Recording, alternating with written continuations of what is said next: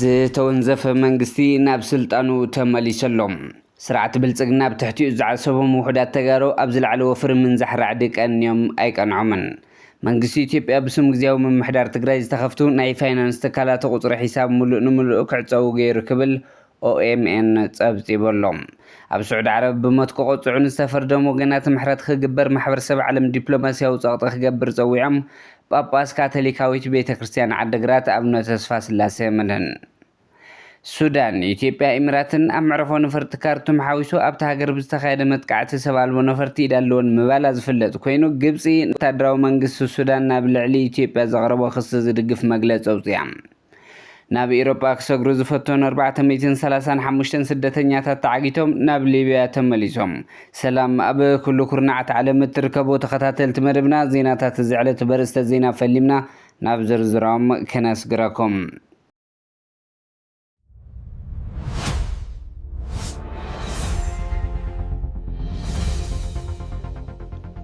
ሻድሻይ ዘመን ሻድሻይ ስሩዕ ጉባኤ ቤት ምክሪ መንግስቲ ትግራይ ንዶክተር ደብረጽዮን ገብረ ሚካኤል ፕሬዚደንት ወይዘሮ ኪሮስ ሓጎስ ኣፈ ጉባኤ ንወይዘሮ ምሕረት በርሀ ድማ ምክትል ኣፈ ጉባኤ ገይሩ ብምምራፅ ንዝቐረቡ ውሳነ ሓሳባት ሞሽንን ብምጽዳቕ ተዛዚሞሎም።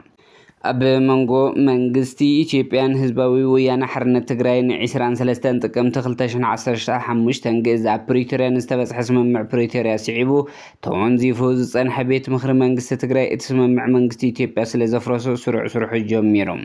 ምልኣተ ጉባኤ ብምርጋጽ ጉባኤ ዝጀመረ ሻድሻይ ዘመን ሻድሻይ ስሩዕ ጉባኤ ቤት ምክሪ መንግስቲ ትግራይ ብመሰረት ሕገ መንግስቲ ደንብ ኣሰራርሓ ስነ ምግባርን ኣባላት ቤት ምክሪ ኣፈ ጉባኤን ምክትል ኣፈ ጉባኤን ኣብ ስራሕ እንተዘይሃልዮም ብፕሬዚደንት ወይ ምክትል ፕሬዚደንት ላዕለዋይ ቤት ፍርዲ መሪሕነት ኣፈ ጉባኤን ምክትል ክምረፁ ብዝደንገጎ መሰረት ብመሪሕነት ፕሬዚደንት ላዕለዋይ ቤት ፍርዲ ትግራይ ኣፈ ጉባኤ ተመሪፀ ቃለ ማሕላ ድሕሪ ምፍጻም ብመሰረት ኣሰራርሓ ቤት ምክሪ ኣፈ ጉባኤ ተመሪፀን ቃለ ማሕላ ፈጺመን።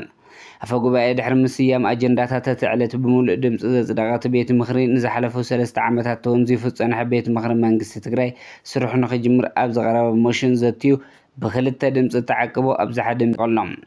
ቀፂሉ እውን ብኣቦ ወንበር ህዝባዊ ወያነ ሓርነት ትግራይ ዶክተር ደብረጽዮን ገብረ ሚካኤል ንዝቐረበ ጸብጻብ ኣፈጻጽማ ስምምዕ ፕሪቶርያ ህልው ኩነታት ሰሚዑ ብምዝታይ ነቲ ጸብጻብ ብምሉእ ድምፂ ኣጽዲቑ እዩ። ብመሰረት እቲ ቤት ምክሪ ዘጽደቖም ኣጀንዳታት መረፃ ፕሬዚደንት ዝተኻየደ ኮይኑ ዶክተር ደብረጽዮን ገብረ ሚካኤል ብሓደ ተቃውሞ 3 ድምፂ ተዓቂቦ ብኣብዝሓ ድምፂ ፕሬዚደንት መንግስቲ ትግራይ ገይሩ ብምሻም ቃለ ማሕላ ፈጺሙ እዩ።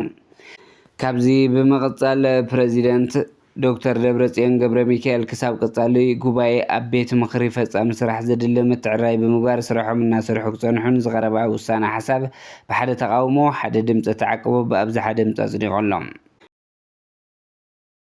ስርዓት ብልጽግና ኣብ ትሕቲኡ ብዝዓሰቦም ውሕዳት ተጋሩ ኣብ ዝለዓለ ወፍሪ ምንዛሕ ራዕዲ ቀንዩ።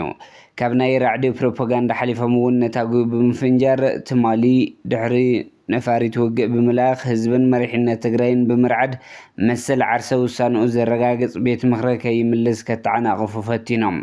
ኣባላት ቤት ምክሪ መንግስቲ ትግራይ ኣብ ትሕቲ ከቢድ ጸቕጢ ኮይኖም ካብ ዕላምኦም ፈተኽ ከይበሉ ዝተወንዘፈ መንግስቲ መሊሶም ኣለዉ። ህዝቢ ትግራይ ዳግም ብማንም ከም ዘይጸዓድ ብመሰል ዓርሰ ውሳንኡ ከም ዘይደራደር ንብልጽግናን ኮራኹሩን ግልጽ መልእኽቲ ኣሕሊፉ መድረኹ ብዓወት ተዛዚሙሉ ይብሉ ነበርቲ ከተማ መቐለ። መንግስቲ ኢትዮጵያ ብስም ግዚያዊ ምምሕዳር ትግራይ ዝተኸፈቱ ናይ ፋይናንስ ትካላት ቁጽሪ ሒሳብ ሙሉእ ንምሉእ ክዕጾ ገይሩ ክብል ኦኤምኤን ጸብጺበሎ። መንግስቲ ኢትዮጵያ ኣብ እዋን ምምላስ ነባር ቤት ምክሪ ትግራይን ኣመራርሑን ትማሊ ሚግ ኣብ ሰማይ መቐለ ክትዝንቢ ብምግባር ከምኡውን ነታጉ ኣብ መቐለ ክፍንድእ ብምግባር ከምኡውን እቶም ሓሻኽር ብልጽግና ኣብ ልዕሊ ዝነባር መንግስቲ ክነብሑ ብምግባር ይቃለስ ጸኒሑ ኣሎ። ካብዚ ቀፂሉ ድማ እቲ ኣብ ሒሳብ ብሹም ግዚያዊ ምምሕዳር ዝንቀሳቐስ ዝነበረ ባጀት ኣብ ምዕፃው ይረባረብ ከም ዘሎ ኦሮሚያ ሚድያ ኔትወርክ ንምንጭታቱ ብምጥቃስ ጸብጺበሎም። በስዑድ ዓረብ ብሞት ክቁፅዑ ዝተፈርደሙ ወገናት ምሕረት ክግበር ማሕበረሰብ ዓለም ዲፕሎማስያዊ ጸቕጢ ክገብር ጸዊዖም ጳጳስ ካቶሊካዊት ቤተ ክርስቲያን ዓዲግራት ኣቡነ ተስፋ ስላሴ መድህን። ኣቡነ ተስፋ ስላሴ መድህን ንኮሚሽን ሰብኣዊ መሰላት ውድብ ሕቡራት መንግስታት ንትካላት ስደተኛታት ዓለም ለኸ ጉዳያት ሰብኣዊ መሰላት ሕብረት ኤውሮጳ ንሕብረት ኣፍሪቃን ንኤምባሲ ስዑድ ዓረብ ኣብ ኢትዮጵያ ንዓለም ለኸ ሰብኣዊ ጉዳያት ትካላት ሰብኣዊ መሰላትን ካልኦት ኣብዚ ጉዳይ ዝግደሱ ኣካላትን ኣብዚ ዝፀሓፍዎ ቁሉዕ ደብዳቤ ማሕበረሰብ ዓለም ድምፂ ብፅሑልና ድምፂ ምድሓን እዞም ኣብ ስዑድ ዓረብ ንሞቱ ዝተፈርዶም ልዕሊ 200 ወገናት ከስምዕን ምሕረት ክራኽቡን ሰብኣዊ እጃሙ ክፍፅም ፀዊዖም። እዚ ደብዳቤ እንትፅሑፉ ኣብ ዓሚቕ ልባዊ ስብራት ኮይነ እየ ዝበሉ ኣቡነ ተስፋ ስላሴ መድህን ልዕሊ 200 ዝኾኑ ደቅና ብመንግስቲ ስዑድ ዓረብ ኣብ ቅድሚኦም ዝፅበዮም ዘሎ ፍርዲ ሞት ብምሕረት ክሕፆ እንትሓትት መራሒ ሃይማኖት ብምዃኑ ጥራሕ ዘይኮነ ብኣምሳል ኣምላኽ ዝተፈጥረ ሰብ ንዘለዎ ክብሩን ብምርዳእ እዩ ኢሎም። ላዕላውነት ብሄራትን ብሄረሰባትን ከምኡ ልዕልነት ሕግን ትኽበር ጉልበት ዋጋ ፍትሒ ዘምፅእ ብምሕረት እዩ ኢልና ኢና ንኣምን ይብሉ ኣባ ተስፋ ስላሴ መድህን ኣብ ደብዳቤኦም። ሱዳን ኢትዮጵያን ኤሚራትን ኣብ መዕርፎ ነፈርቲ ካርቱም ሓዊሱ ኣብቲ ሃገር ብዝተኻየደ መጥቃዕቲ ሰብ ኣልቦ ነፈርቲ ኢዳ ኣለዎን ክትብል ከሲሳ እተን ሰብ ኣልቦ ነፈርቲ ካብ ኢትዮጵያ መዕርፎ ነፈርቲ ባህር ዳር ተበጊሰን ደብዳብ ከም ዝፈፀማ ድማ ጭቡጥ መረዳእታ ኣለኒ ክትብል ሱዳን ሓቢራ እያ። ሱዳን ከም ዝገለፀቶ ሕቡራት ዓረብ ኤሚራትን ኢትዮጵያን ዓለም ለኸ መዕርፎ ነፈርቲ ካርቱም ኣብ ዝተኻየደ መጥቃዕቲ ሰብ ኣልቦ ነፈርቲ ብምውዳድን ብቐጥታ ብምስታፍን ነቲ ደብዳብ ፈፂመና ለየለዋ ክትብል ትማሊ ረፋድ ብወሃቢ ቃል መንግስቲ እቲ ሃገር ገሊፃ እያ።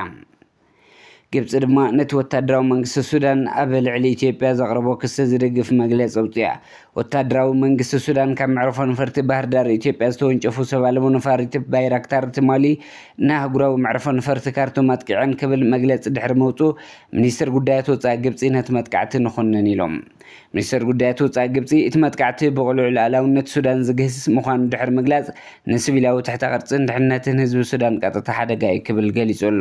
ንወታደራዊ መንግስቲ ሱዳን ብቐጥታን ብተዘዋዋርን ደገፍ ብምሃብ እትፍለጥ ግብፂ ኣብ ውሽጣ ጉዳያት ሱዳን ዝኾነ ዓይነት ናይ ወፃኢ ኢድ ምትእትታው ክህሉ የብሉን ባህሊት እያ። ሓድነትን ሉኣላውነትን ግዛእትን ሱዳን ብምኽባር ኣገዳሲ ምዃኑ ዘስመሩ ሚኒስትር ጉዳያት ወፃኢ ግብፂ ብመሰረተ ኣህጉራዊ ሕግን መትከላትን ቻርተር ሕቡራት መንግስታት ሰናይ ጉርብትና ሙሉእ ብምሉእ ክኽበር ፀዊዑ። ኢትዮጵያ ቅድሚ ገለ ሰዓታት ኣብ ልዕሊኣ ንዝቐረበ ክሲ ብመንገዲ ሚኒስትር ጉዳያት ወፃኢ ባዕል ነፂጋቶ ኣላ።